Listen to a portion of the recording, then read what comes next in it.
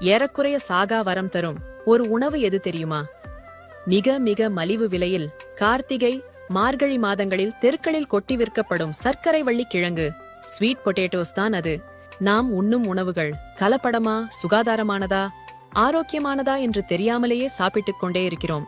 அவ்வாறு சாப்பிடும்போது உணவு செரித்து அதை சக்தியாக்கிய பிறகு நமது உடலில் தங்கும் கழிவுகள்தான் ஃப்ரீ ரேடிக்கல்ஸ் எனும் கேன்சரை உண்டாக்கும் நஞ்சு.